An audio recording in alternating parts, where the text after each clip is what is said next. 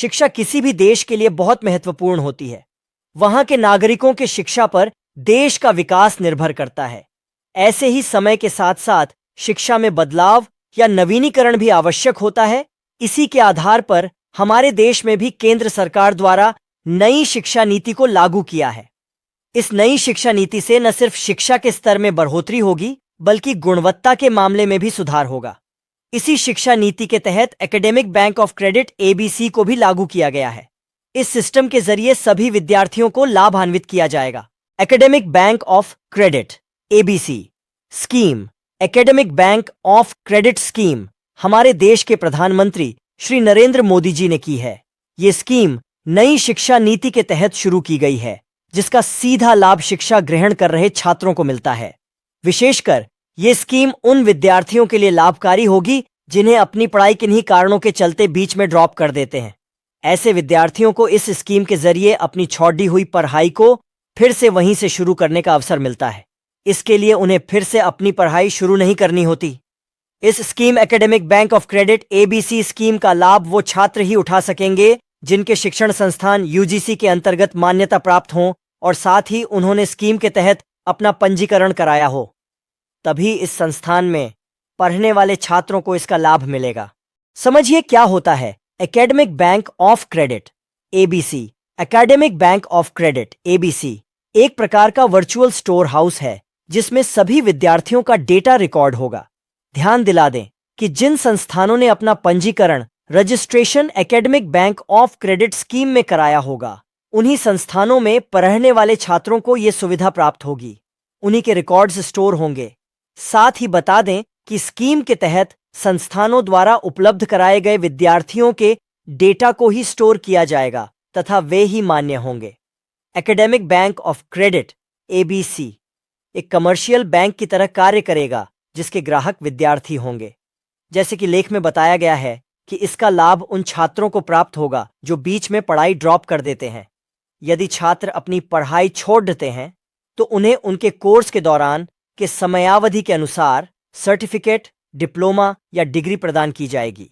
जैसे कि अगर किसी छात्र ने फर्स्ट ईयर के बाद पढ़ाई छोड़ दी है तो उसे 1 साल का सर्टिफिकेट, सेकेंड ईयर के बाद डिप्लोमा और 3 साल पर डिग्री प्रदान की जाएगी। जानिए कैसे काम करेगा एकेडमिक बैंक।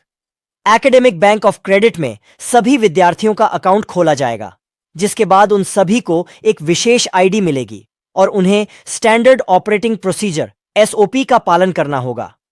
छात्रों के इन शैक्षणिक खाते एकेडमिक अकाउंट में संबंधित संस्थान द्वारा विद्यार्थियों को उनके पाठ्यक्रम के लिए क्रेडिट प्रदान किया जाएगा। एबीसी के तहत छात्रों को अपने सुविधानुसार पढ़ाई पूरी करने की छूट दी जाएगी। जैसे कि यदि विद्यार्थी एबीसी खाता है और वो पढ़ाई छुड़ाने के बाद फिर से अपनी पढ़ाई शुरू करना चाहता है तो उसे ऐसा करने की परमिशन दी जाएगी। इस प्रकार विद्यार्थियों के पास कॉलेज में मल्टीपल एंट्री और एग्जिट की सुविधा दी जाएगी। एबीसी में स्टोर क्रेडिट की अधिकतम शेल्फ लाइफ 7 साल होगी।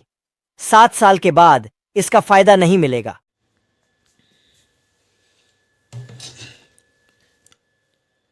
यदि दोस्तों आप भी कॉलेज में एडमिशन लेना चाहते हो इस साल इस सेशन में, तो आपको एबीसी आईडी है वो ज़रूरी है दोस्तों। यह डॉक्यूमेंट्स आपके एडमिशन के टाइम मांगा जाएगा, इसकी ज़ेरॉक्स आपको लगानी होगी दोस्तों।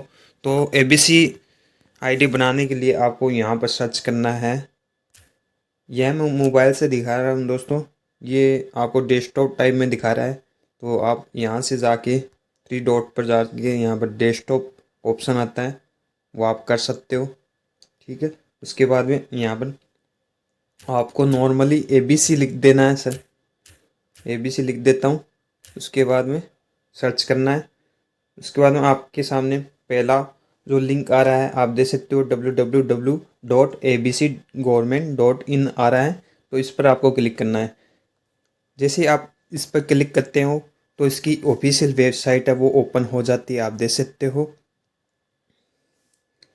ठीक है दोस्तों, उसके बाद में यहाँ पर आपको साइड में लॉगिन का ऑप्शन दिखाई दे रहा है। तो यहाँ पर स्टूडेंट, यूनिवर्सिटी 2 ऑप्शन आ रहा है। तो आप स्टूडेंट है इसलिए स्टूडेंट पर क्लिक कर देना है। उसके बाद में यहाँ पर आप देख सकते हो मेरी पहचान, nation, single sign in, DigiLocker आपको यहाँ पर दिखाई दे रहा है sign in to your account view DigiLocker. तो यह डिजी लॉकर से कनेक्ट है ताकि जो स्टूडेंट है वो आसानी से अपनी एबीसी आईडी है वो डाउनलोड कर सकेंगे, उसकी जो भी पीडीएफ है तो उससे इसे कनेक्ट किया गया है। तो यदि आपका डिजी लॉकर पर अकाउंट है तो यहाँ पर मोबाइल नंबर पिन नंबर डालकर आपको यह चेकबॉक्स पर क्लिक कर साइन इन कर सकते हो। यहाँ पर यूज़र नेम है, यदि अदर में यहाँ पर आईडी दी हुई है, आधार नंबर, पेन, ड्राइविंग लाइसेंस जो भी है जिससे भी आपने आईडी बनाई है। यदि आपकी आईडी नहीं बनी हुई है तो आपको न्यू यूज़र साइन अप पर क्लिक करना नीचे जाकर। यहाँ पर आने के बाद में आपको sign up for DigiLocker. तो यहाँ पर सबसे पहले आपको मोबाइल नंबर है वो दर्ज करने हैं। तो यहाँ पर यदि आपके पास आधार कार्ड से लिंक मोबाइल नंबर हो तो वो ही डालें दोस्तों। यदि यहाँ पर तो आप डाल सकते हो कोई भी नंबर और ओटीपी चली जाएगी, लेकिन आगे आपको एबीसी आईडी बनाने के लिए लिंक मोबाइल नंबर है जो आधार कार्ड से वो ही चाहिए दोस्तों। इसके बाद में आपको यहाँ पर फुल नेम है वो आपका डाल देना है। उसके बाद में यहाँ पर DOB है जो भी आपकी डेट ऑफ बर्थ वो डाल देनी है। उसके बाद में आपको जेंडर सेलेक्ट करना है और यूज़र नेम में जो भी आपने नाम डाला है वो डाल सकते हो। और उसके बाद में यहाँ पर पिन नंबर है वो डालने हैं, कंफर्म पिन नंबर। उसके बाद में जिससे आप इसे लॉगिन करना चाहेंगे दोस्तों वहाँ पर ये मांगेगा आपका पिन नंबर।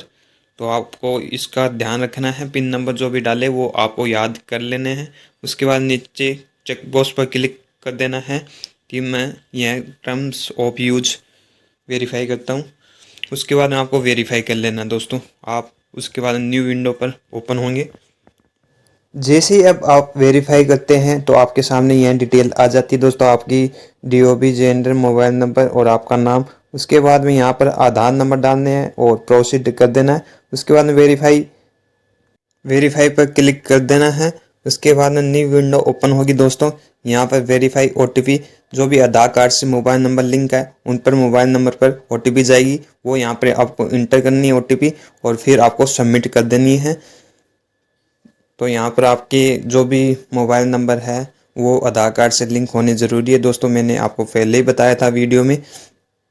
उसके बाद में यह नई विंडो ओपन होगी। इसमें आपको ईमेल आईडी है जो आपकी जीमेल आईडी वो आपको इंटर करनी है। उसके बाद में आपको वेरीफाई करनी है। उसके बाद में उस पर भी OTP जाएगी, वो OTP यहाँ पर आपको डाल देनी है और सबमिट पर क्लिक कर देना है दोस्तों।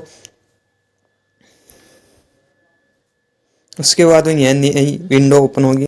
यहाँ पर आपको IM student, university, skill, college, academic board, other, तो आपको यहाँ पर यूनिवर्सिटी पर क्लिक कर देना है। उसके बाद नीचे आपको अपनी यूनिवर्सिटी है जो भी वो आपको यहाँ से सिलेक्ट करनी है दोस्तों। और उसके बाद में आपको नीचे सबमिट पर क्लिक कर देना है। इसके बाद में आपकी ABC आईडी है वो आ जाएगी दोस्तों। ABC स्टूडेंट अकाउंट क्रेडिट और जो सही का चेन है वो आ चुका है ग्रीन कलर में।